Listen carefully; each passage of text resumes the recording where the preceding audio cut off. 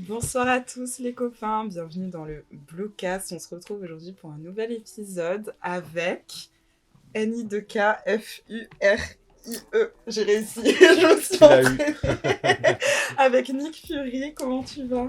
Ça va, très bien. Hein. Et puis, j'apprécie la qualité de l'épellation. Après, c'est un petit peu long. C'est un petit peu long, c'est un petit peu long, mais avec le temps, tu vois, je vais finir par le dire à une vitesse correcte. Ouais, On non. espère, on espère. Bah, merci d'être venu, ça me fait trop, trop, trop plaisir.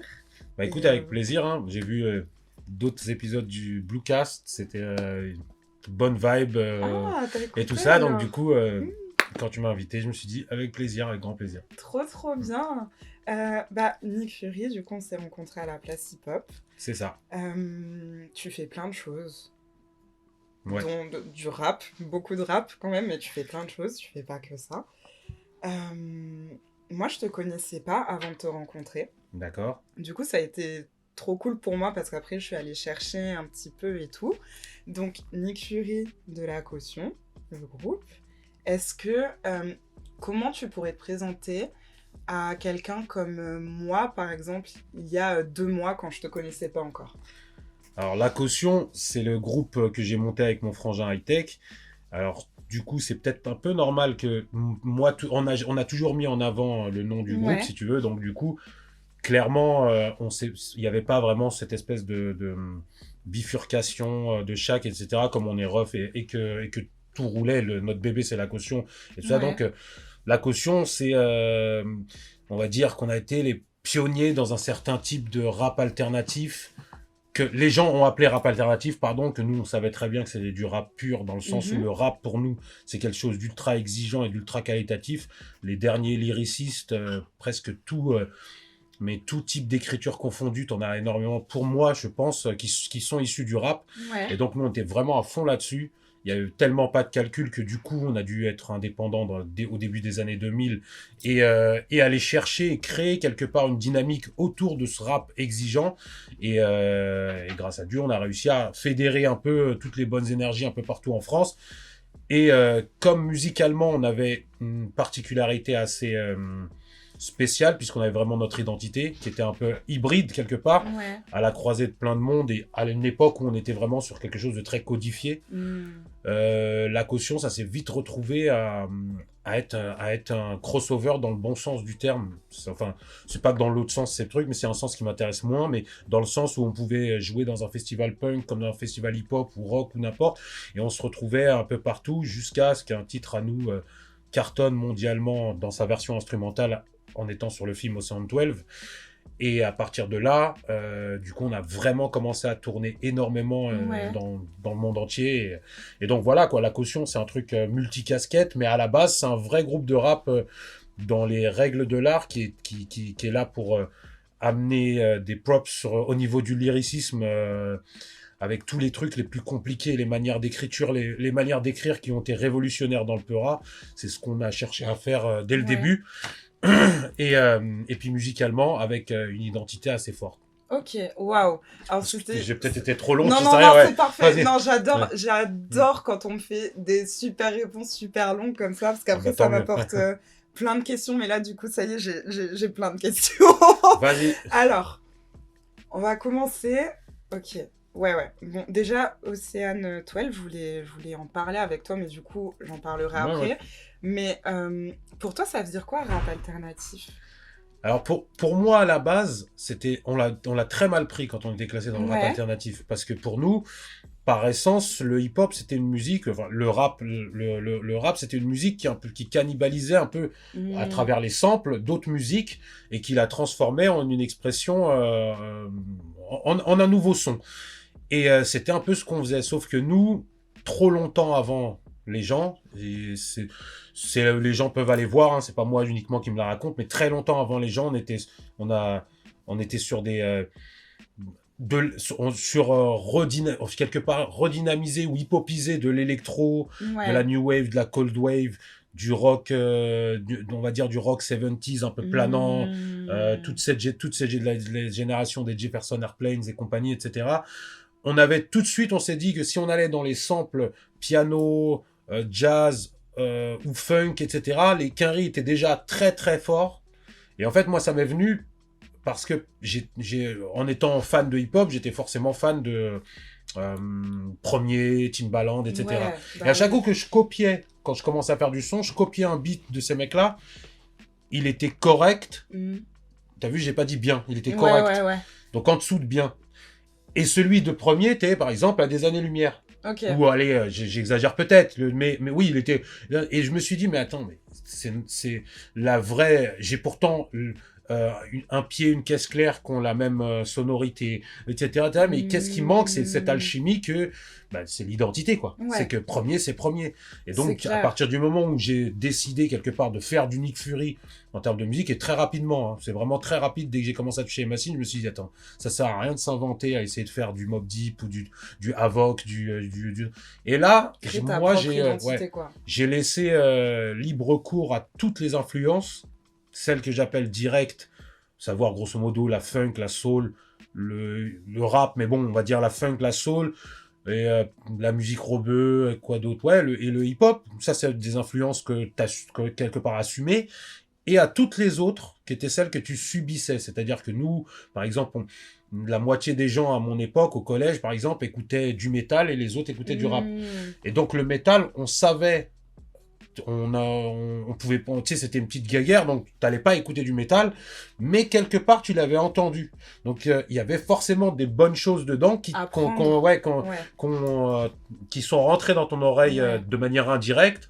Pareil pour la pop, pour la new wave, la cold wave et toutes ces tendances-là. Et moi, j'ai pas refusé les influences indirectes. Et j'en ai fait un mix et c'est devenu ma touche à ce Ok. niveau-là. Et par essence, vu que c'est quelque chose d'assez hybride, ça a été classé alternatif. Ok. Pour boucler la boucle sur ta question, ouais. Waouh, ça Ouais, répond parfaitement à la ouais. question. Mais en fait, c'est assez intéressant ce que tu dis parce que du coup, dès le début, tu t'es dit, ok, ce que je veux faire en termes de hip-hop, c'est pas juste ça. Et en fait, je peux prendre tous les petits univers qu'il y a autour pour créer ma touche. C'est ça. Et je pense que là aujourd'hui, par exemple, où quelqu'un qui viendrait produire, il produirait avec des synthés, etc., qui sont assez facilement disponibles en plug, etc., sur des logiciels. À notre époque, c'était c'est soit t'achètes des synthés, Mm. et donc fallait savoir jouer, mais nous, on est des purs autodidactes, on sait jouer rien du Ouais. tout.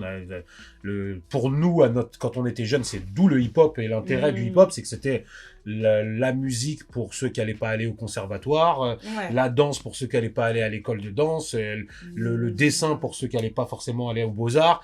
Et donc, nous, on se reconnaissait à 100% dans cette espèce d'autodidactie et de liberté, si tu veux.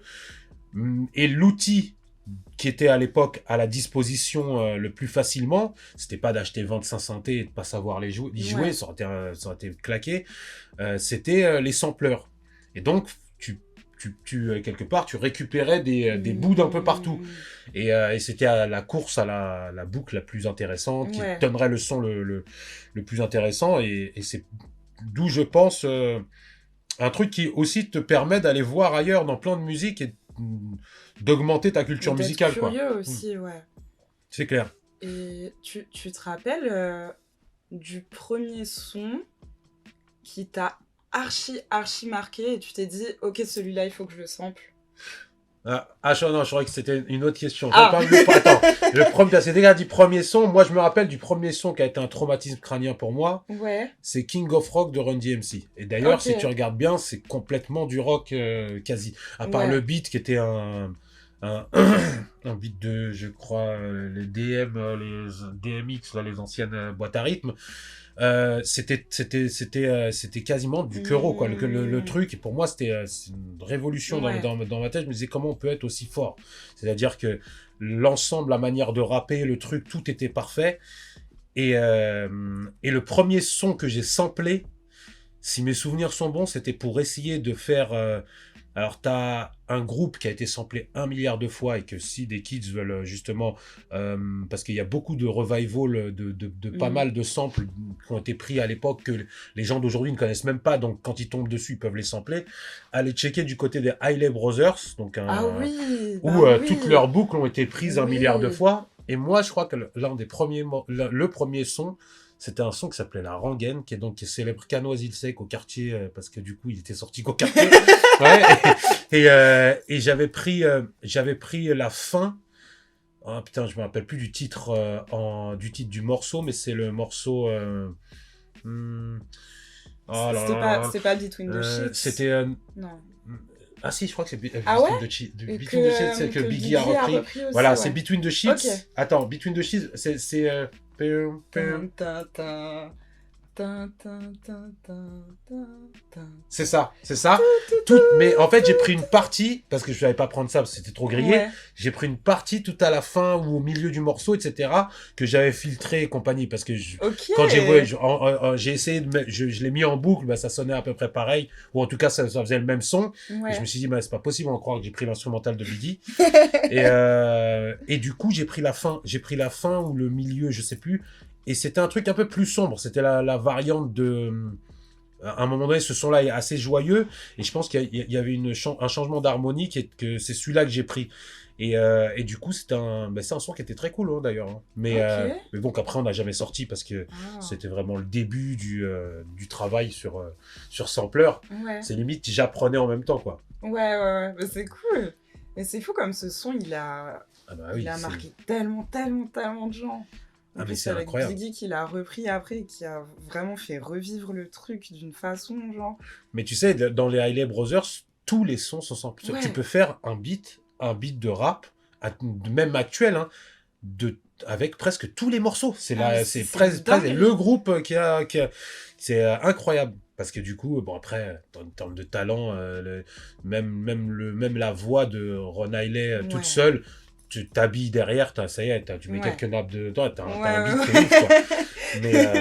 Mais après, c'est l'histoire des droits. Et je sais pas pourquoi, moi, j'ai toujours eu ce truc-là de me dire, ouais, mais attends, comme si j'étais un peu présomptueux et je me disais, mais si ça cartonne, je vais me faire serrer.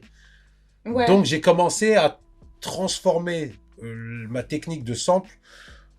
Plutôt que de sampler des boucles, je découpais les trucs et j'en faisais une sorte de synthé. Parce que du coup, quand t'as juste un petit truc et que tu le mets sur un clavier maître, si tu veux, tu mets n'importe quoi. Tu peux sampler une casserole et après la jouer sur ton clavier maître, si tu veux.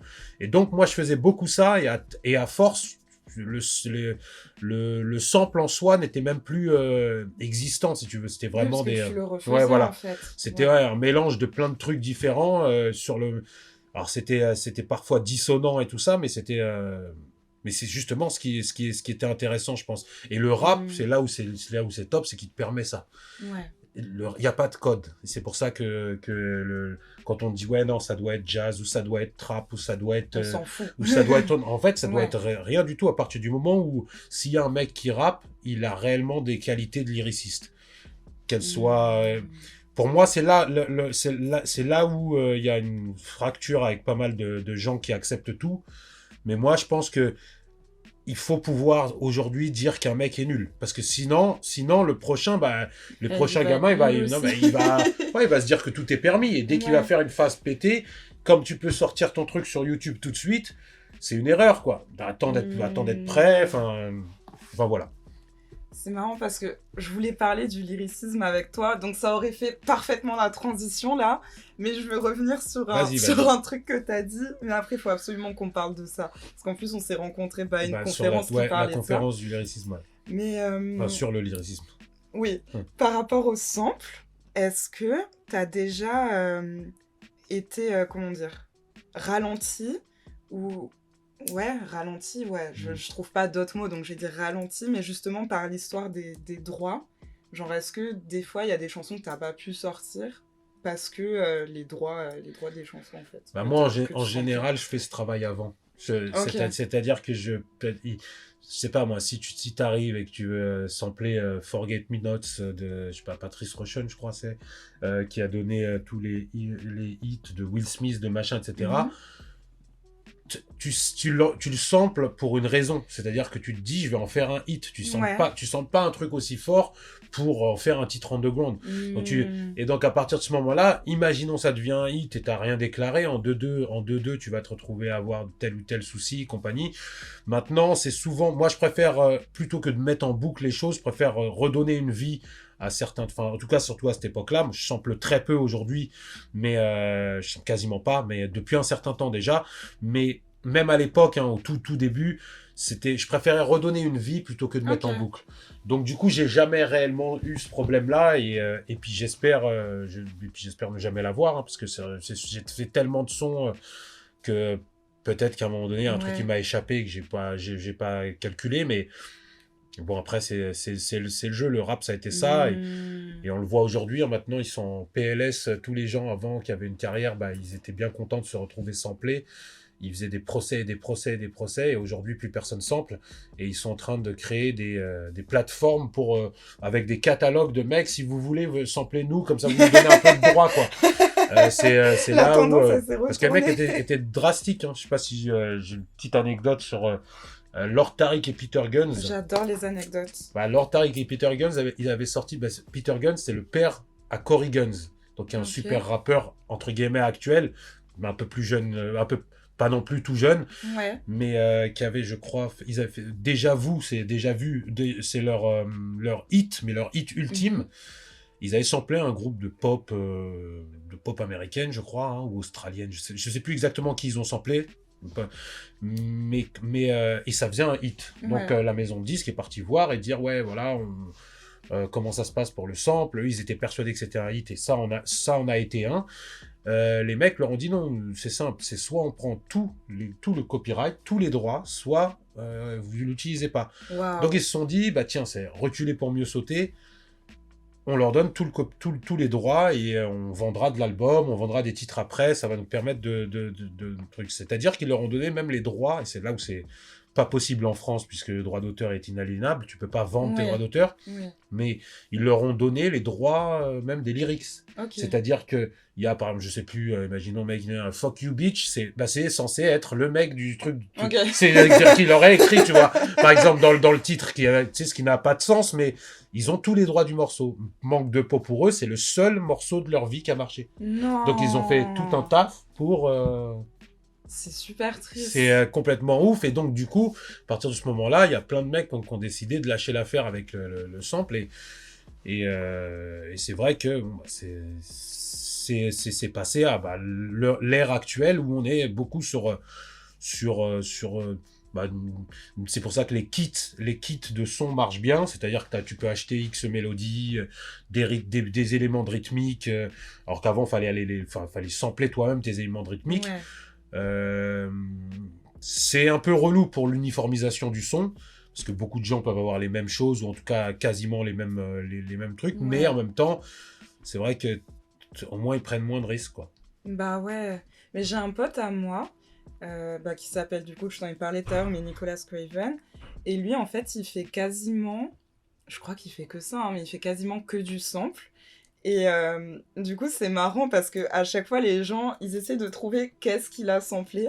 Et lui, tous les jours sur Twitter, il tweet « No sample snitchy ». C'est ça. Et ça, écoute, bravo à lui, parce que il y a un truc, moi, qui m'horrifie. Attends, je t'ai peut-être coupé. Non, il y a un truc qui m'horrifie, mais totalement, c'est ça, là. C'est que... Et pour aller dans son sens... il y a un mec légendaire du hip-hop qui s'appelle Lord Jamar, donc la moitié de Bren Nubian, donc un groupe légendaire du hip-hop deuxième génération old school, donc nous on est encore après, hein, mais c'est des légendes du truc. Qui un jour j'ai vu un clip de lui, enfin une petite vidéo de lui où il est en craquage total sur le site Who Sampled, je crois. Oui. Il est en craquage total parce qu'il dit attends, et lui regarde la réflexion, comment elle va. J'ai trouvé ça assez intéressant.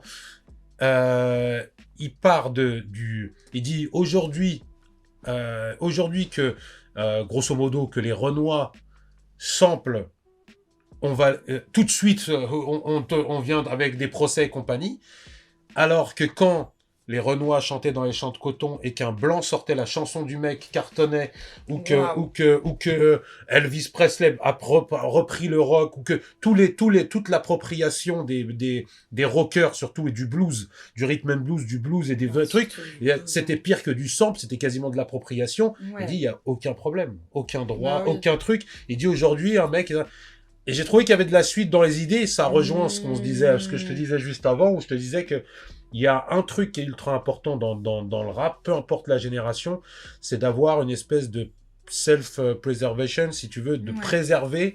C'est nous qui savons ce que c'est comme musique, c'est nous qui savons pourquoi c'est bien et comment c'est bien, c'est nous Ouais. qui devons rester détenteurs des codes. Parce que sinon, quelle industrie peut mettre de l'argent dedans, mais elle va tellement diluer C'est ça. qu'à un moment donné, bah, tu leur as servi de laboratoire pour leur donner encore de quoi, Un truc sur lequel ils peuvent voilà, capitaliser. c'est ce qu'ils ont fait un peu quand la pop est devenue, quand Mike, t'imagines que Thriller, c'est tout sauf de la pop en réalité. Mmh. C'est devenu de la pop. Ouais, c'est vrai. Off the Wall, c'est pas de la pop, c'est quasiment de la soul, de la funk si tu veux, Mmh. etc. Et en fait, eux, c'est les plus gros cannibales en termes de musique. Et c'est vrai que, ben, encore une fois, il n'y a pas d'histoire de rétribution, etc. Donc, comme il dit, no sample snitching, il a complètement raison. Ouais.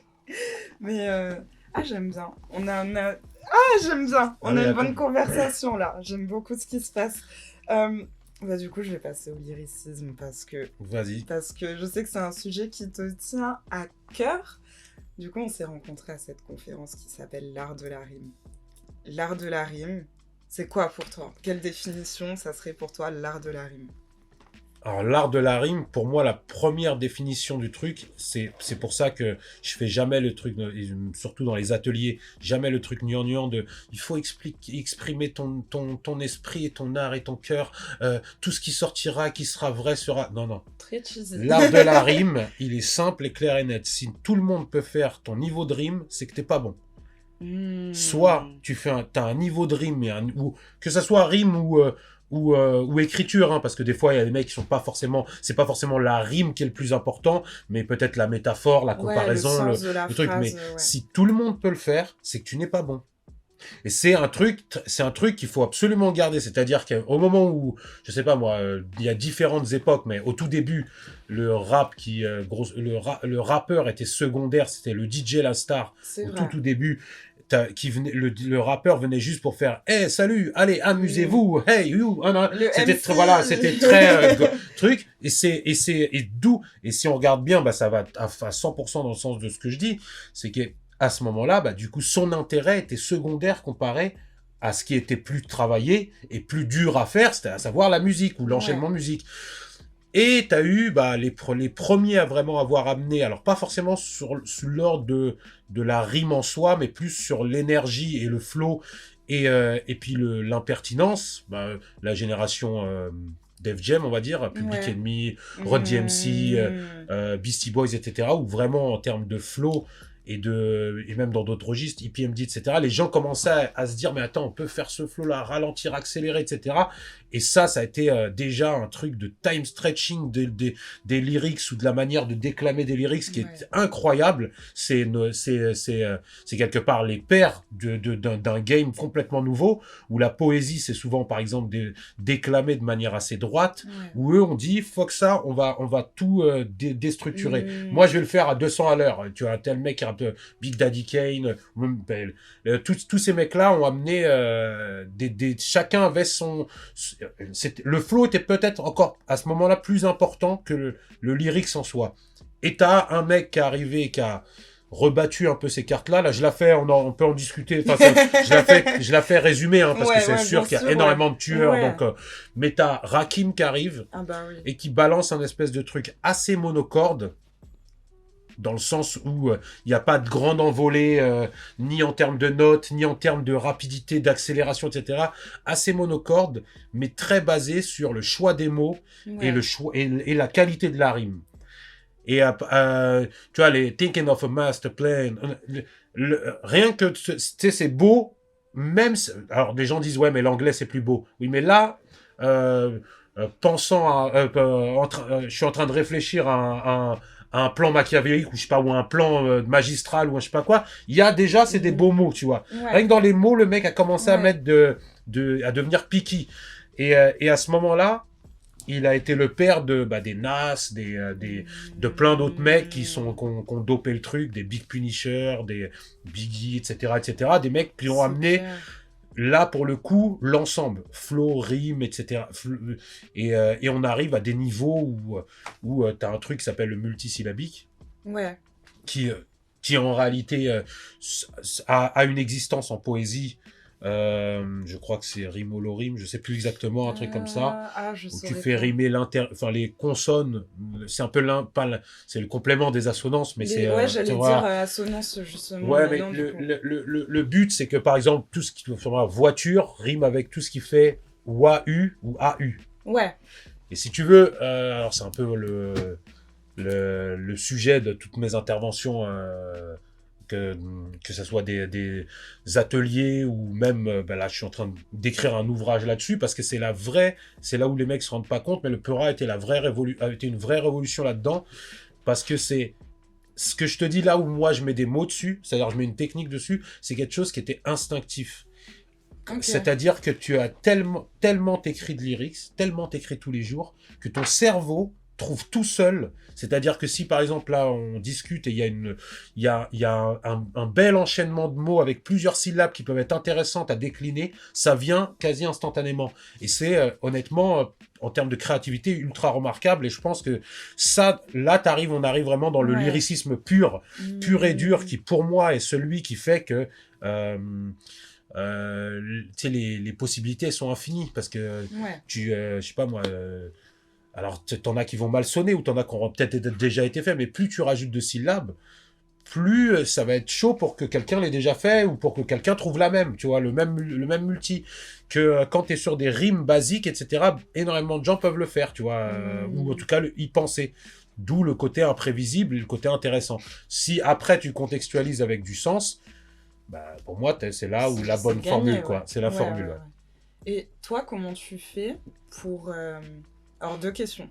Comment tu fais, toi, au quotidien, pour entretenir ton art de la rime, même si, d'après ce que j'ai compris, t'as quand même entraîné ton cerveau depuis un moment et du coup, maintenant, c'est un peu... Enfin, c'est automatique, ça sort de façon automatique. Et comment tu fais pour transmettre ça dans tes ateliers aux gens que tu coaches, entre guillemets? Alors, vraiment, l'écriture automatique, nous, on le disait déjà dans les années 2000, quand on a comme... En fait, Ok. moi, j'ai... alors, maintenant, c'est des archives. Alors, avant, là, aujourd'hui, les gens écrivent sur le téléphone, même moi, hein. Ouais. Mais à l'époque, t'écrivais sur feuille ou sur n'importe quelle feuille. Ouais. Donc, quand tu devenais possédé par le rap, je dis pas le mot possédé, je le dis à dessein, parce que à n'importe quel moment, une phase peut devenir, et si tu la notes pas, bah, tu vas pas discuter avec quelqu'un, elle sera passée. Ouais. Et donc, du coup, j'ai des tonnes et des tonnes de papier écrit, et en fin de compte, ce mécanisme dans le cerveau, on est une machine à adaptation. C'est ce que Dieu nous a donné de plus fort. C'est pour ça qu'on est la seule espèce qui peut être et dans le désert et au pôle Nord, parce qu'on va s'adapter au froid, on va s'adapter à plein de choses, etc. Notre cerveau, il fait la même chose. D'où les addictions. Et donc, du coup, quelque part, quand tu deviens addict au rap, qui est une bonne addiction, addict à l'écriture, c'est que tu fais tellement ça qu'à un moment donné, si par exemple, là, dans la discussion, il y a, genre, là, je lis sur le paquet de bonbons sans gélatine, je pense qu'il y a quelque chose d'hyper intéressant à faire avec les en et AI. Sans gélatine. Et tu peux arriver à je dis n'importe quoi, mais là, si j'en improvisais un, depuis que j'ai mangé des bonbons sans gélatine, ça m'a changé la vie. C'est claqué, mais là pour le sens. Là pour le sens. Et c'est pour ça que je te disais, après tu vas le contextualiser. Imaginons, ton multi que tu veux mettre, c'est « ça m'a changé la vie sans gélatine ». Tu vois que c'est claqué, parce que ça change pas la vie. Mais par contre, tu peux dire, j'arrive dans le rap halal sans gélatine. Depuis que tu as découvert mon rap, ça t'a changé la vie. Ouais, Et là, on est, là, ça donne et plus là, de on est, tu vois ce que, contexte, et déjà. là, on est, Ouais. et je viens de l'improviser avec ton truc. C'est pour ça que je te dis que nous, on est deux. Quand quelqu'un me parle de rap aujourd'hui, malheureusement, c'est que le côté il pense que les générations ne font pas forcément la même chose. En réalité, c'est la même chose. Tu prends une feuille et t'écris. Hmm. Il n'y a pas, par exemple, si tu regardes bien, et c'est ce qui rend, pour moi, c'est ultra noble l'écriture rap. Moi, j'ai pas de problème avec un mec d'aujourd'hui qui écrit bien comme un mec d'il y a 100 Ouais, ans. bien sûr, ouais.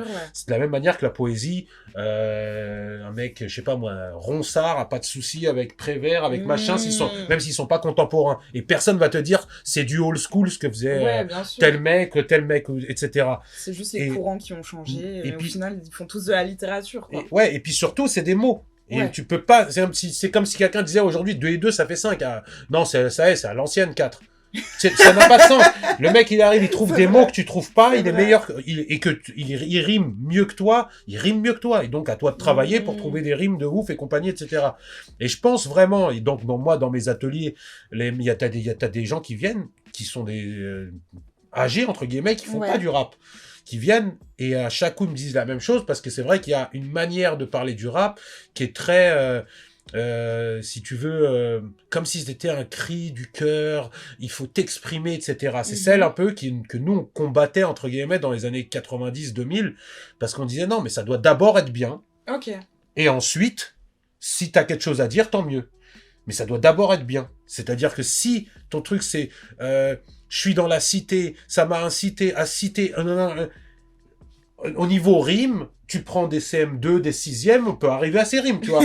Donc, au niveau rime, t'es pas bon. C'est pas grave. Ça veut dire peut-être que t'étais peut-être que l'urgence de ta situation fait que t'as écrit ça, ou peut-être que L'urgence le- de ta situation.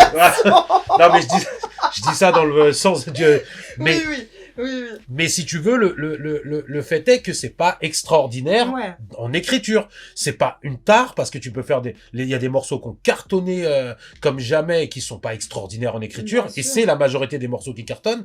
Et c'est pas un problème. C'est pour ça que quand on parle de morceaux, c'est autre chose. Mais quand on parle de lyriciste, de limite de bon MC ou de lyriciste ou de mec, là on est très sur. précis, ouais. On doit avoir des bases. Si on n'a pas de base, c'est pour ça qu'ils disent ouais, le chacun ses goûts. Le chacun ses goûts, il marche pour, je sais pas moi, je suis dans le centre commercial, il y a une musique qui a dragué mon oreille pour le easy listening. Mhm. Mais quand il y a des trucs, des codes, tu peux pas dire chacun ses goûts avec le jazz. Tu peux pas dire à un Ouais. mec qui a une collection de 8000 vinyles de jazz, lui dire que toi tu préfères Scatman. Je sais pas Scatman, qui c'est Scatman. je crois, je crois qu'il est même pas claqué, le mec, en vrai, mais c'est un mec qui avait, un truc comme ça, là, tu Ok. vois. Il avait repris des trucs de jazz, je sais pas Ouais. quoi. Bref, je me trompe peut-être, mais je crois que c'est un truc où il vient du jazz, parce que je connais pas non plus son histoire, mais je sais que, t'as des gens qui, par exemple, ça pouvait être une déformation du jazz en version dance à la mort, tu vois. Et tu peux pas venir dire à un mec truc, lui dire c'est moi qui ai raison, ça, chacun ses goûts, ça c'est bien. Il va te regarder, il va te rire au nez. Et comme c'est une communauté qui a su préserver son art, tout le monde va te rire au nez. Ouais. Il y a que nous, Ouais. qu'un mec il arrive, il te dit non mais moi j'écoute ce morceau-là où les lyrics ils te font, tu te dis si tu les mets sur un truc et que c'est un gamin de 7 ans qui les a écrits, tu pleures tu pleures. Tu même t'es obligé de lui dire ouais non c'est vrai t'as raison chacun ses goûts. Ouais. Et Mais non. en fait, du coup, est-ce que pour toi, le fait que quelque chose soit... Enfin, là, dans ce cas précis, on est d'accord que quand on parle de quelque chose d'objectivement bien ou pas, on parle juste du lyricisme et des paroles en elles-mêmes, et pas de tout le morceau. Ouais. Genre, c'est-à-dire... Là, on est sur le l'instru, lyricisme. etc. Sur Ouais. ok. C'est un bon MC, c'est pas un bon MC. Le package global, un bon morceau, Ça, c'est autre t'as chose. pas besoin d'être un lyriciste. Tu peux être Ok. un MC basique, voire claqué. Hein. T'as pas besoin d'être bon. Ok, là, je suis d'accord avec toi. Parce que Ok. parce que si tu veux, ça englobe si tu veux, il faut partir du principe que quand t'es un spécialiste, moi, la musique, c'est mon métier depuis plus de 20 ans. Donc, je suis un spécialiste de musique. C'est pas pour me, je vois pas comment le définir autrement. Tu vois, quand ton oreille n'est pas la même que celle de quelqu'un qui consomme la musique parce que quelqu'un de lambda qui consomme la musique. Les gens dans l'industrie savent qu'il faut draguer les oreilles. Aujourd'hui, il y a un creux où les gens savent plus trop comment les draguer.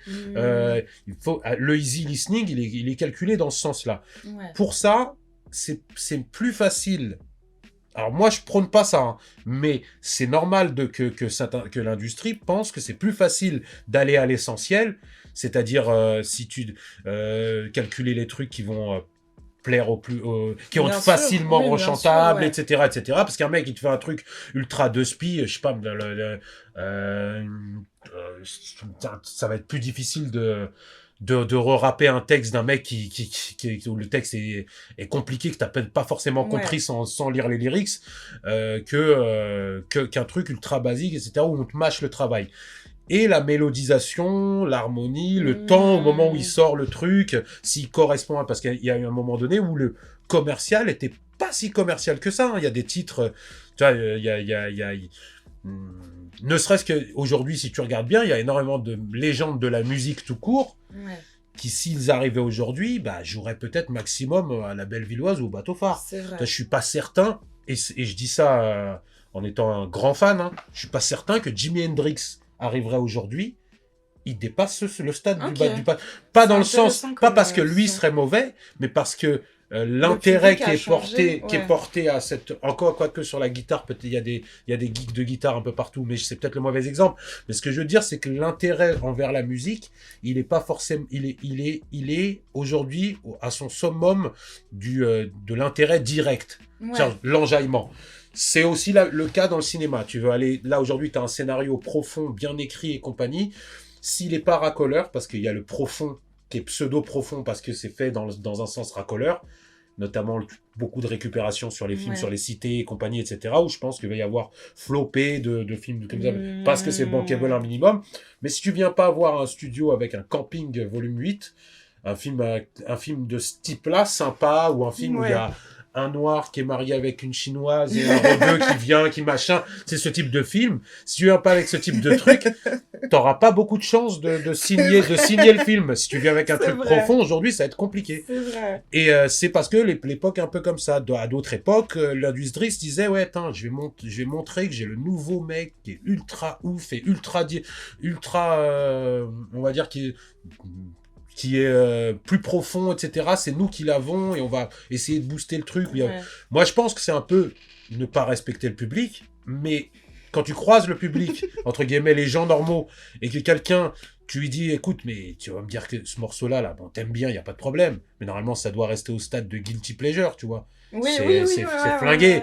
ouais, ouais. Tu peux pas me dire que c'est de la grande musique. Et il dit, ouais, mais au moins, il fait ses thunes. Ou il réussit. Tu sais, des phrases qui n'ont aucun rapport avec Ouais, non, l'intérêt.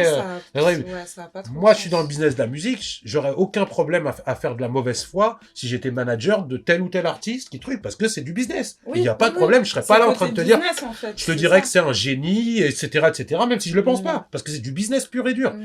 Mais j'ai pas de rapport avec tel ou tel ou tel, je vais pas par souci de non, entre guillemets, euh, euh, ce qui pourrait apparaître comme méchant, une critique sur tel ou tel, Mm. moi je cite jamais personne parce que j'ai pas de problème avec les gens et j'encourage chacun à faire son type de musique Bien et sûr. à rencontrer son public. Mais si on vient me dire que tel ou tel est un bon MC ou un lyriciste, t'es obligé de dire non. Il y avait cette question-là qui avait été posée au rappeur Cassidy. Donc, attends, Ouais. Cassidy, son hit, c'était non pas Everyday I'm Hustling, il y a un truc, I'm a hustler, le truc produit par Swiss Mm. Beats. Ouais. Et il répondait à un truc intéressant, il répondait à un truc intéressant, il disait, moi j'étais petit, j'ai dansé comme un ouf sur Can't Touch This de MC Je sais Hammer, qui a fait ça. Ouais. MC Hammer, qui est Super Freaks de Rick James, quoi. Enfin, Mm. mais il a dansé à mort, il rappait sur le morceau. Il dit, Mm. mais jamais de la vie, je vais le considérer comme lui, il dit un spitter. Donc Ouais, ouais, ouais, ouais. Oui, là, les un bars. Ouais, lyriciste. ouais, Moi, ouais, ouais. j'appelle en français, on va dire le mec qui lâche, un bon rappeur, quoi. Ben, évidemment que tu peux pas considérer MC Mm. Hammer. Mais le morceau était cool, ça dansait dessus, c'était sympa, mais tu peux pas le considérer comme ça. C'est pour ça que moi, je sépare les discussions. Évidemment qu'il y a des mecs qui font des super morceaux sans forcément être des lyricistes. Et de toute façon, j'ai envie de te dire, pour faire un morceau qui fonctionne, ben, c'est peut-être une erreur même d'être un lyriciste. Mm. Là, je Bah me ouais, fais après, l'avocat du diable quand je dis ça. chacun Mm. sa formule, mais c'est vrai que quand on regarde, d'ailleurs, c'est Ouais, une des quoique. prochaines questions aussi, mais quand on regarde, c'est vrai Mais tout à que. l'heure, vous m'avez fait écouter des mecs qui semblent revenir vers ça, et je pense que Ouais, c'est. Ouais, c'est vrai aussi. je pense que la profusion des trucs commerciaux fait que les mecs savent que C'est bah, vrai c'est aussi. one in a Ouais, million qui va être choisi pour être le mec commercial, donc autant se faire ouais, plaisir et autant faire la différence sur la c'est qualité derrière vrai. le mic, quoi. Mais après, tu vois, même moi, dans ce que j'écoute, c'est vrai que je pense que trois quarts des trucs que j'écoute, c'est. Enfin, même si j'aime beaucoup tout ce qui est lyricisme, etc. Mais c'est vrai que j'accroche quand même plus à tout ce qui est mélodie, Mhm. flow, etc. que paroles, bah, les vraies paroles, tu vois. Même bah, quand j'étais plus jeune, tu vois, et que j'écoutais du rap US et que je comprenais rien du tout à l'anglais, bah, je me basais sur les mélodies, sur le Et flow, t'as sur raison. l'instru, etc. Et, Et t'as raison, c'est complètement comme ça qu'il faut et oui, et appréhender la puis musique. après Parce on que apprend et puis on quand, découvre de nouvelles choses, quoi. qu'on se méprenne pas, moi, dans ce que je dis pas que les vraies paroles, c'est le conscient ou pas le conscient. Ah oui, non, Je m'en aucun tape de rapport. ça. Ouais, ouais, ouais, Moi, le aucun mec, rapport. Aucun pour rapport, moi, ouais. si t'es pas politisé ou quoi que ce soit, ou tout, ou machin, t'as pas besoin d'aller sur ce type de thème, etc. Tu peux parler de cornflakes, de basket, etc. Il y a Ouais, des et mecs puis je pense qu'on peut comme être Redman qui lyriciste ont sans été, être et politisé puis, aussi. oui, ou tout, ouais, voilà. Pour moi, c'est ça, ça doit être bien clair. Tu peux être Ouais, totalement ego trip. Pour moi, l'ego trip, c'est même un des trucs ouais, qui est ultra important dans le je suis Peura. d'accord avec toi.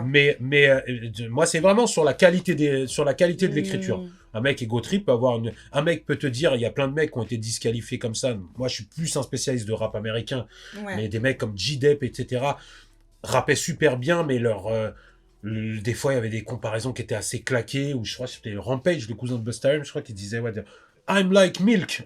Il y a des trucs où, Ah oui. bon, ouais, tu vois, même si Ah ça oui. rime bien, je suis liquide comme du lait. Non, c'est claqué, tu vois. Ouais, non, c'est Faut aussi qu'il y compliqué. ait il faut qu'il y ait du truc. Ou alors, c'est parce que t'en fais ton style. Et c'est là où c'est pour ça que je te dis que la Là, ça devient révolution du Peura, intéressant, ouais.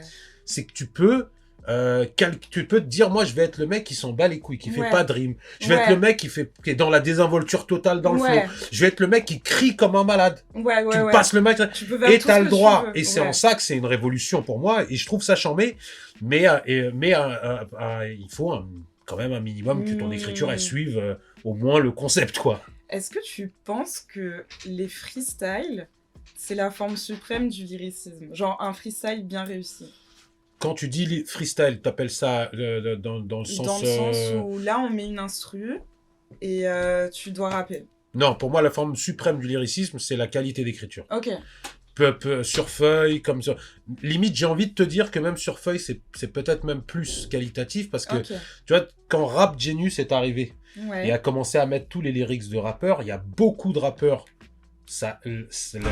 qui ont souffert de passer à l'écrit.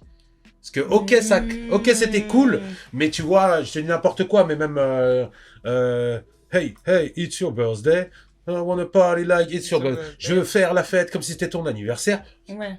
Écrit sur feuille, tout de suite, on est sur quelque chose d'un Ouais, peu c'est claqué, vrai, tu vois. c'est vrai, Je c'est veux vrai. faire la fête comme si c'était ton anniversaire. Ouais. Alors que dit, t'entends l'ironie, t'entends Ouais, le truc, ouais, t'entends ouais, le ton, ouais. et t'as autre chose. Et donc, Hmm. c'est beaucoup plus fort d'être quand sur la feuille, on se dit tiens, ce mec-là, il y a des billes dans son truc. Et C'est vrai. il faut quelques trucs pour pouvoir les capter. Tiens, on veut savoir capter. Je crois que t'as un mec qui faisait les trucs où il prenait, je crois que c'était avec Biggie, où il prenait tu sais, il mettait en fluo. Ça rime avec ça, et dans la même phrase, il y a ça qui rime avec Ouais. ça, etc., etc. Ce type de truc-là, c'est intéressant. Maintenant, les freestyles, c'est, pour moi, le truc ultime qui prouve que t'es un MC ou pas. Ok. Ça, c'est ultra important. C'est-à-dire que si on envoie un instru et que par exemple, tu sais pas t'adapter à la vitesse, t'as pas de notion, tu rappes pas forcément dans les temps, t'es en galère, tu sais pas projeter ta voix, ton timbre est total, tu sais pas maîtriser ton timbre, tu sais pas faire rien d'autre, je pense que ça veut dire qu'il faut travailler. Ça veut pas dire, c'est pas disqualifiant, mais là aujourd'hui, vu que le rap est beaucoup une musique de studio, puisque énormément il y a beaucoup d'effets, là ça commence à revenir un peu, et c'est pour ça que tout le monde s'extasie sur un freestyle sur Planet Rap qui est correct, hein, qui sera un bon freestyle, mais qui à notre époque où il y avait presque que ça, des bons freestyles, banal, c'était banal. Ouais. Et c'était limite, t'avais plus de chances de t'afficher. Même si tu pouvais casser le freestyle et faire un truc, les gens allaient dire ouais cool, t'es mortel le freestyle. Mais point. Ouais. Pas ce buzz qu'il peut y avoir aujourd'hui pour un bon freestyle. Ouais. Mais par contre, tu t'affichais là, tu ratais machin, c'était tendu chez tendu. Ah ouais. Mais parce que c'était c'était l'époque où il fallait être en mode live action hero quoi. Ouais. On t'envoie l'instru. Tu sais, mais je te dis, c'est de la science-fiction pour beaucoup de gens, mais à l'époque, t'as pas de. À l'époque où nous on a commencé, on avait quelque part la dalle de Mike, donc on n'avait pas. Tiens, on a Noisy-le-Sec, on était. Il y a personne dans notre quartier qui avait un studio ou quoi que ce soit, donc on allait s'incruster dans certains concerts, et des fois, c'est en mode le DJ il passe du R&B, comme le R&B, il y a une voix un peu plus en dedans pendant les couplets. Tu prends le mic et tu rappes, tu t'incrustes et tu rappes par-dessus comme un pirate. Stylé. Alors, c'était ça l'ambiance parce que c'était fait en mode pression. Mais dans l'idée, t'avais. Donc si tu veux, fallait savoir t'adapter à n'importe quel beat quoi. Et c'est fou. Et c'est vrai qu'aujourd'hui les BPM sont très lents ou très rapides puisque ça veut dire x2 quand c'est lent. Un beat à 75 BPM, c'est un beat à 150, c'est la même chose. Sauf que les éléments de batterie sont pas placés aux mêmes endroits, mais du coup il faut pouvoir rapper sur tout quoi. Et il y a des mecs du boom bap entre guillemets qui seront en totale galère à rapper sur des beats plus lents, et des mecs du on va dire de la drill ou de la trap ou etc qui ont énormément de mal à rapper sur un truc à 95 BPM quoi. Est-ce que tu écoutes beaucoup de gens de la nouvelle génération? On va dire que j'en entends beaucoup. Est-ce que je les écoute Bonjour. Bonjour. Que je les écoute, ça serait un très grand mot, mais j'en entends beaucoup et quand j'entends un truc intéressant et compagnie, c'est pour ça que je te disais tout à l'heure, je pense que là, il y a un peu avec le fait qu'il y ait trop de trucs commerciaux, que ça va devenir de plus en plus dur de cartonner, et puis même que tu peux cartonner entre guillemets et que ça ne vale rien en termes de thunes, parce que le digital est pas si, enfin c'est un peu l'arnaque du siècle, mais c'est encore un autre débat. Mais il y a des mecs qui peuvent être super connus et au final l'oseille qui représente, enfin qui en vient est pas si grande que ça. Et surtout s'ils sont 6 dans un groupe avec un beatmaker, avec un producteur, avec un manager, où là c'est carrément peanuts quoi. C'est dur. Et du coup tant qu'à faire, autant se remettre à kiffer et à être des purs MC, purs rappeurs. Et j'ai l'impression dans tout ce que j'entends, parce que j'écoute un peu tout, et que ça soit aux États-Unis ou en France, mais c'est vrai que je suis plus spécialisé sur les États-Unis. Aux États-Unis, ils ont encore ce truc où Drake et compagnie, donc les mastodontes de leur game ne diluent pas totalement. Tu vois, même moi je dilue, parce que à une autre époque je t'aurais dit ne vendent pas leur huc totalement, parce que c'était nous à l'époque, le mec il arrivait commercial et compagnie, on disait ouais il a vendu son huc au major, au machin, etc. C'était un truc qui se disait assez facilement. Aujourd'hui j'utilise d'autres mots, mais il dilue pas totalement ce qu'il aime, c'est-à-dire le peura, le hip hop, etc. Et tu te retrouves du coup à avoir du commercial qui permet de garder des oreilles alertes qui vont parce que tu verras par exemple l'énigme Kendrick Lamar, en France ça cartonne, et c'est juste une énigme de l'industrie, parce que si tu aimes Kendrick Lamar, c'est que tu aimes il rappe, il a rien révolutionné, c'est un très bon rappeur, il y a pas de problème, ses albums sont bien, mais il rappe comme plein d'autres mecs ont déjà rappé. Comme plein d'autres mecs rap. Donc comment tu peux n'aimer que Kendrick Lamar? Je pense que c'est... Ouais, je dirais que c'est avec toute l'histoire qu'il y a, le fait que c'est le petit de Dre aussi, ça toi tu le sais. Mais si tu regardes bien, c'est vrai. Ça toi tu le sais, mais si tu regardes bien, ils l'ont amené, et il y a régulièrement un mec qui rappe dans les règles de l'art, qui en général est américain et qui est validé comme actuel. Comment par exemple ils l'ont pas encore fait. Je dis encore parce que c'est possible qu'ils le fassent, et tant mieux, avec les Griselda et compagnie. Mais aux États-Unis, c'est ce que les gars ont fait avec Griselda. C'est-à-dire que les mecs sont arrivés, même s'ils sont plus jeunes qu'eux, ils ont dit ouais ça c'est mortel. C'est ce qui se passe avec une nouvelle rappeuse qui crée un peu le truc, comme en plus tu me disais que tu vas à New York dans pas longtemps. Son premier titre, hit, entre guillemets, ça s'appelle This is New York. Bon, et la meuf rappe genre hyper vénère. Et tout le monde est en train de s'exciter sur ce truc-là, parce que là, pour le coup, c'est du vrai peura, ça kick à la mort et compagnie. Il n'y a pas des rimes incroyables, etc. Elle s'appelle Scarlip, la meuf. Et du coup, t'as ce truc-là qui revient et compagnie, et qui fait que quelque part, il y a tout de suite moins d'intérêt, tout de suite moins de, si tu veux, de... Si Kendrick Lamar n'avait pas eu le coup de boost de l'industrie parce qu'il a été choisi par la fameuse roue, là, quand je dis one in a million, c'est ça tombe sur toi, c'est toi. Vrai, ouais. Il y en a, et pour ça, c'est pour ça que je te dis, quand quelqu'un n'aime que lui, ça n'a pas de sens. Si t'aimes ce qu'il fait, et vu qu'il s'inscrit dans la lignée de plein de rappeurs, tu devrais en aimer plein d'autres. Ce n'est pas normal que t'aimes que lui. Et ce truc de le rap n'est plus une musique de connaisseurs, nuit pour le moment à beaucoup de jeunes rappeurs notamment, hein, qui n'ont pas forcément encore construit leur petit game, tu vois.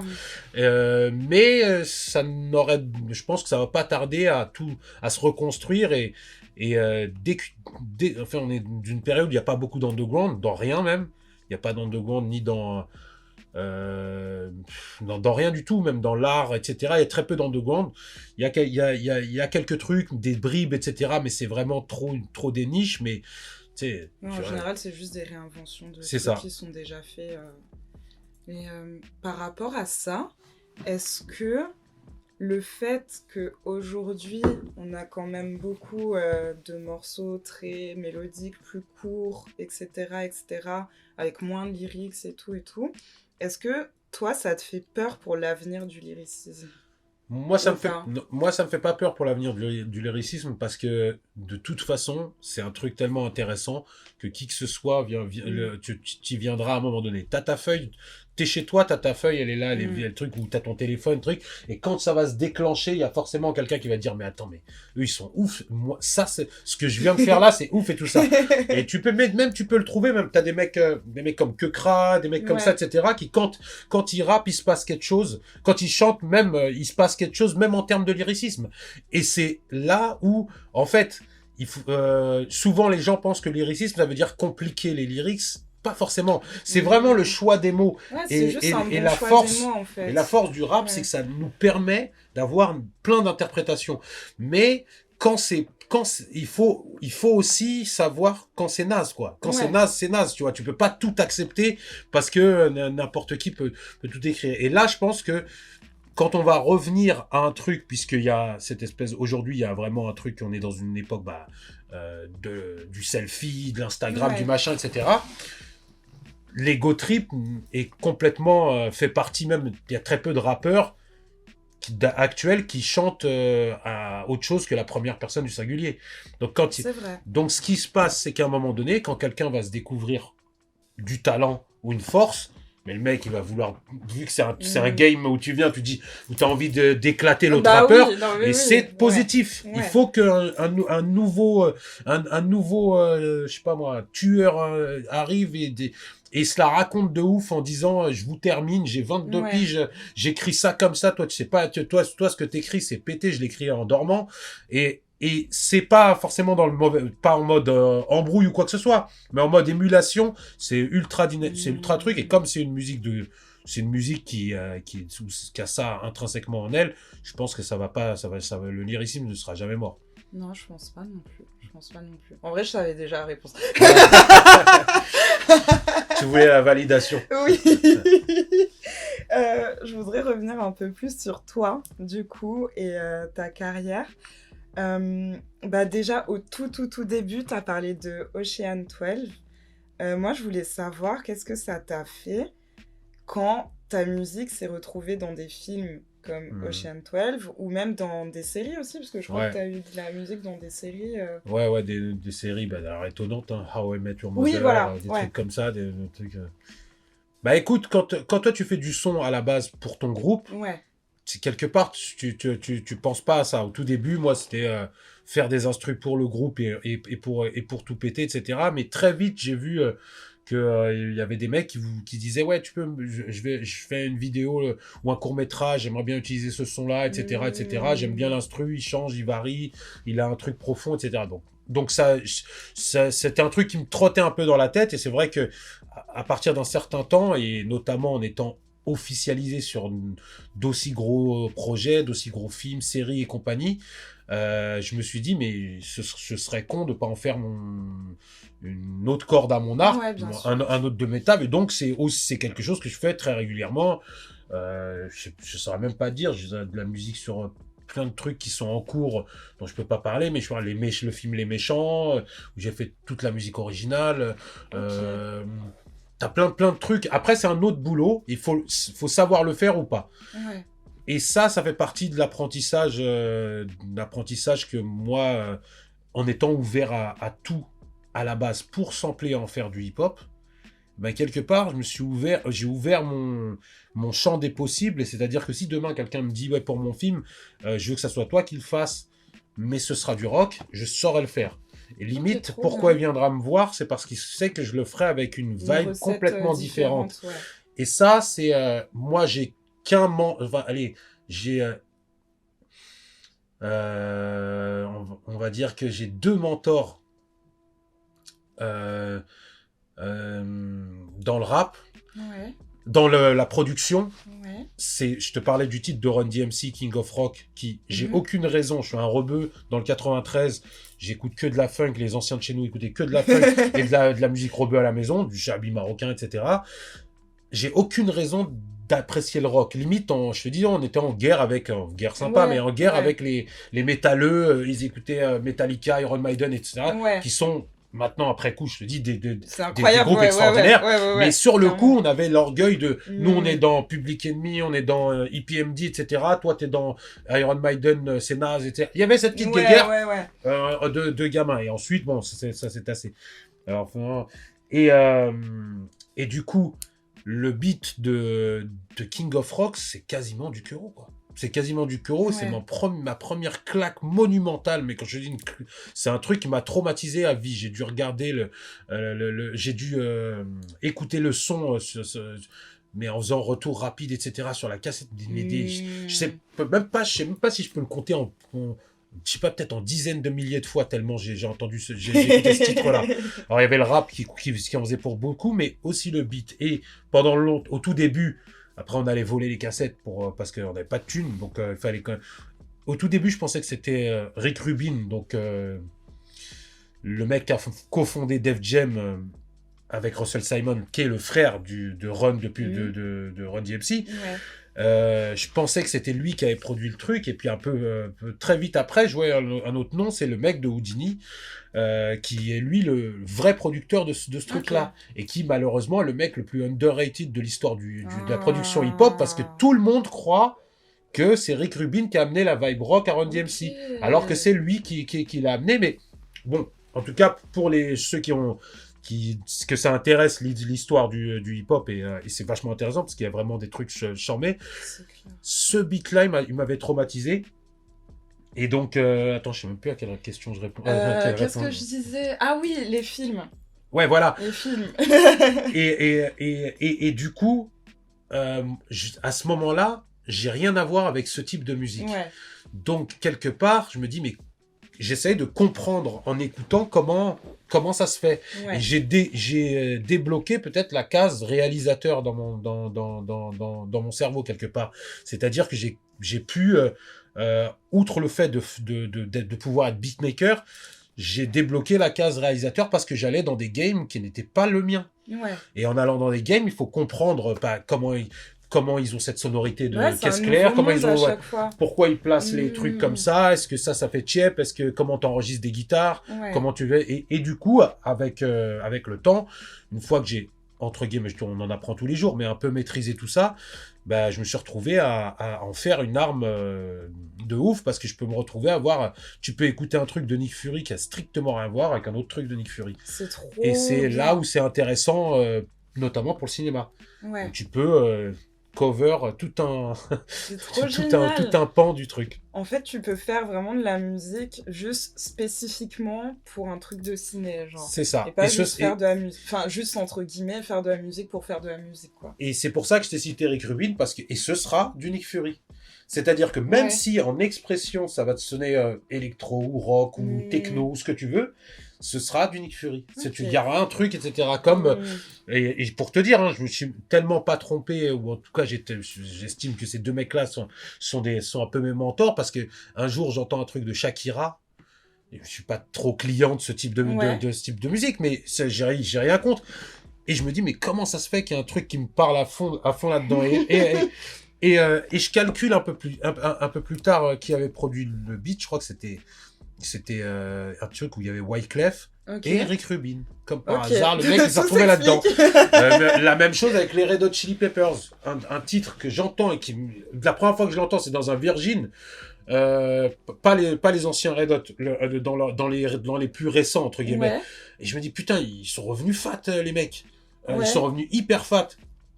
C'était, je crois, ils avaient signé chez American Recordings ou un truc comme ça. Et j'ai plus l'historique exact. Label monté par le gars. Et donc, il y a un truc où je me suis dit, ce côté-là, où en fin de compte, ton côté, si tu veux, pointu, il te permet de l'ouvrir à plein de gens. C'est ce qu'avec la caution, on a tout, et c'est ce qu'on a toujours essayé de faire. Et c'est ça, c'est d'ailleurs que, on va pas niveler par le bas en se disant, mais non, mais ils comprennent rien. Viens, on va juste la mettre. C'est la teuf, les frères, venez, on s'éclate, etc. Ça va être uniquement un registre ultra simple, nos lyrics, et un registre ultra direct, là, les mélodies et la manière de faire. Maintenant, maintenant, c'est sûr que ça prend plus de temps et ça peut être plus compliqué, parce que c'est pas facile il y a des fois, voilà, rencontrer ce que pensait un réalisateur en voyant ses images, ce qu'il pensait musicalement. Il peut te l'expliquer avec des mots. En réalité, des fois, il va te troubler et compagnie. Donc moi, je préfère quand le mec me dit, je veux que ça soit toi qui pense gère le truc. Mais la plupart du temps, les réalisateurs ont ce truc-là.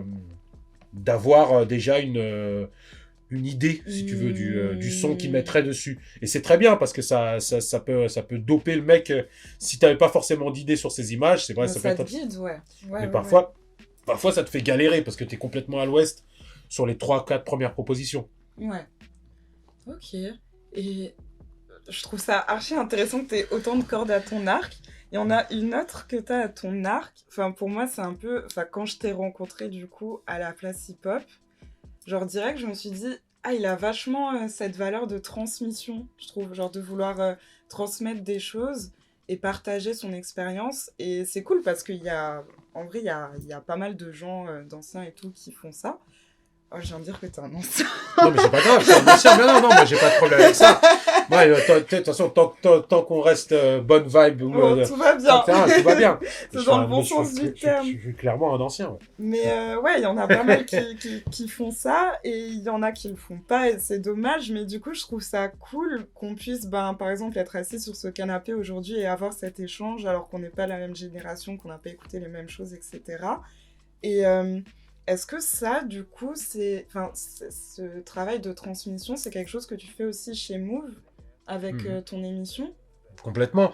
Et déjà, juste pour l'histoire d'anciens ou quoi que ce soit, moi, j'ai pas de problème avec ça, parce que de toute façon, pour moi, ce que je te disais, moi, il n'y a pas de rap, c'était mieux avant, maintenant, ou quoi que ce soit.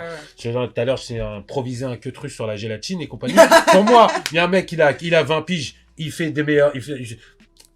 J'allais te dire, c'est normal, on est dans la culture égotrique, j'ai du mal à l'imaginer, mais pour le moment, moi, tant que je suis opérationnel sur le truc, il n'y a aucun ancien. Moi, j'arrive sur n'importe quel beat, n'importe quel truc, j'ai envie de te dire, n'importe qui, donne-moi 15 minutes pour écrire, ou peut-être pas 15 minutes si c'est un titre trop... Enfin, mais voilà, moi, je suis ultra sur le moment, et je pense qu'il faut pas qu'on soit dans le piège de sectoriser notre musique à un certain âge, parce que c'est une super musique et c'est pas grave si un mec de 40 piges il écoutera moins le truc ultra basique d'aujourd'hui, ou alors le truc trop Kaira d'aujourd'hui parce qu'il est plus dans le game, etc. C'est pas très grave, il y en a pour tous les âges, et on a créé, il faut être fier que les gens des quartiers mondiaux, même si ça vient des États-Unis, mais après mondialement, on a créé une musique qui nous permet, voilà, de s'exprimer dedans, etc. Et donc ça c'est chambé. Maintenant, pour la transmission, justement, nous on a eu Alors, c'est plus un truc sociologique. Moi, je suis la génération où nos parents étaient des ouvriers, enfin, où un seul parent amenait de l'oseille dans un Ouais. foyer à famille nombreuse, avec un statut d'ouvrier, donc très peu d'oseille et compagnie, etc. Donc déjà, ça, c'est un truc qui est vachement important, c'est que Misery Needs Company, t'as la, Ah, l'appétence pour plein de trucs ouais. et l'ouverture sur plein de trucs quand Hmm. t'es en galère quelque Ouais, part. c'est vrai, Et c'est ce vrai. truc-là, c'est un truc hyper important parce que c'est ce qui te permet de créer des, des plumes populaires, etc. Et on en souffre beaucoup dans la littérature. Hmm. Et c'est pour ça que des fois, les gens s'enjaillent sur un mec qui a juste écrit, pas forcément super bien, mais qu'il avait faim, froid, soif, chaud, etc. etc. Sans vouloir jeter la pierre, mais c'est vrai que Hmm. la qualité, elle vient beaucoup du vécu. Donc toi, tu galères et tu te retrouves dans une situation où tu as monté un truc, tu as appris ta truc, et il n'y a pas grand monde qui est venu te transmettre quoi que ce soit. Ouais. Quelques-uns, et tu t'en rappelles, tu peux les big up ou quoi que ce soit, mais Ouais. il y a très peu de gens qui vont venir, surtout quand tu es dans une banlieue elle n'était pas très touchée par le Peura, nous. Hmm. C'est-à-dire qu'il n'y a pas grand monde qui était déjà en place, etc. T'avais le poteau DJ, des rescapés qui faisait son truc, etc., etc., et c'était charmé, nous on était là, on était à fond derrière, mais il n'y avait pas grand monde en place. Ça veut dire que tu construis tout seul. Une fois que tu construis tout seul, en réalité, tu apprends tout seul. Ouais. C'est-à-dire que tu vas apprendre comment monter un label. On a monté notre label dans les fin des années 90. Tu Waouh, apprends j'étais à pas monter née. tes Ah trucs, si, etc. j'étais née. 99. Bah, tu vois, t'apprends à monter, tu fais les erreurs, tu fais machin, t'apprends c'est quoi la différence entre les droits d'édition, les droits voisins, les droits du truc. Tu Ouais. commences à capter un peu tout ce game-là et compagnie, et tu vois que bah, les moments où t'as eu un setback, t'as reculé, c'est peut-être parce que tu l'avais pas encore compris. Hmm. Donc toi, moi, quand je vois des gens qui sont l'équivalent des jeunes comme moi, même si c'est des situations peut-être différentes parce qu'ils ont accès à plus de trucs Ouais. et à un niveau de vie, même si certains sont en galère, globalement le niveau de vie est plus élevé parce que très souvent les deux parents travaillent et pas forcément dans des trucs trop durs, etc. Et tant mieux, hein, c'est pas Hmm. un truc. Mais je me dis, des fois, c'est peut-être plus sur si je peux, en tout cas, amener, c'est pas uniquement dans la musique, même dans la manière de se comporter face au, enfin, dans qui on est, tu vois, parce qu'à un Ouais. moment donné, la société actuelle nous fait passer pour des merdes en presque tous les sens. Et là, Hmm. plus tu t'éloignes, moins t'es, notamment pour les rebeux. C'est-à-dire que le Ouais. rebeu, mec, c'est le mec, enfin, tu sais, Ouais, c'est les gens, tous les stéréotypes tous du les, truc et mauvais, genre. Ouais. tous les stéréotypes les plus mauvais qui font que même dans une boulangerie, quand tu dis bonjour, tu peux avoir une personne qui croit au mieux que t'es bête. Ouais. Au pire que Que t'es t'es venu un pour voler, voleur. que t'es le Ouais. méchant, que t'es un terreau, que t'es ce que tu veux, etc., Ouais. etc. Mais c'est aussi parce que c'est aussi à force de créer ça, le fait d'envoyer qu'on n'est pas forcément les gens de l'intelligence, les gens de l'intelligence c'est Hmm. l'autre et nous on ne l'est pas forcément, etc., etc. C'est quelque chose qui sournoisement bah, fait que t'as plein de gamins qui te disent ouais mais t'as vu ça c'est pas pour nous ça, nous on est, t'as vu Ouais, on est là, c'est non, non. vrai, c'est Alors que vrai. c'est faux, c'est pour nous à la mort. Nous, on n'est pas du tout ces peuples-là. On est des mecs, on est des gens, dans les Africains en règle générale. Pour tous ceux qui ont été à la fac, ils voient les mecs qui viennent des différents bleds d'Afrique. Ils sont ultra studieux, ils sont carrés, ils sont intelligents, ils Sérieux. sont dans le. Ouais. Donc en réalité, on a tout ce truc-là. C'est et moins on l'aura, plus on sera dépendant d'autres gens pour tout. Et C'est donc, vrai. même dans cette transmission-là, c'est vrai que moi, j'ai ce truc-là parce que je pense parce que j'aime nos endroits, d'où on Ouais. vient, et que avec le recul, évidemment, tu penses pas pareil que quand tu as 18 ans. 18 ans, tu peux être plus nihiliste, on va dire. Hmm. Aujourd'hui, moi, je sais qu'il y a une certaine appétence pour le nihilisme claqué au sol que tu as à partir de 12-13 ans, notamment quand tu es un mec. Et malheureusement, aujourd'hui, quand t'es une meuf aussi, c'est-à-dire que Ouais. même des meufs, c'est des pirates, et tu lui dis, mais pourquoi t'es une pirate, quoi? Ouais, Et t'as aucune voilà. raison Et de l'être, et quoi. quand tu vas Ouais. le dire, ouais, on rentre dans des trucs où nous, on a même plus, il faut qu'on minimise la casse, parce que aujourd'hui, les rappeurs peuvent être des parfaits bâtards, c'est-à-dire que leurs enfants ou leurs gamins, ou leur rythme de vie, c'est école privée, maison truc, etc. Mm. Et aux autres gamins ou aux gamins des autres. Ils envoient euh, prendre de la ligne, faites ça, niquer des mères, braquer des tours, etc., etc. Qui est une musique qui est catastrophique pour l'esprit de pas mal d'adolescents. Parce que malheureusement, il faut aussi faire le boulot. Alors beaucoup disent ouais, mais attends, c'est pas à nous de les éduquer, c'est à leurs parents et compagnie.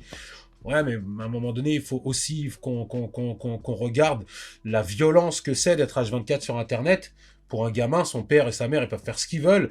Le mec, tous les trucs qu'il voit ou tous les trucs qu'il fantasme, c'est le mec de cité qui est frais, qui est là, qui boit, qui prend des drogues. Et avec, j'espère que ça n'arrivera jamais, mais l'arrivée imminente, puisqu'on est sur un décalage avec les États-Unis, des drogues chimiques en masse. Oh là Si là. on ne préserve pas nos petits frères ou nos gamins de ça, on est sur du n'importe quoi total. Ouais. Hein.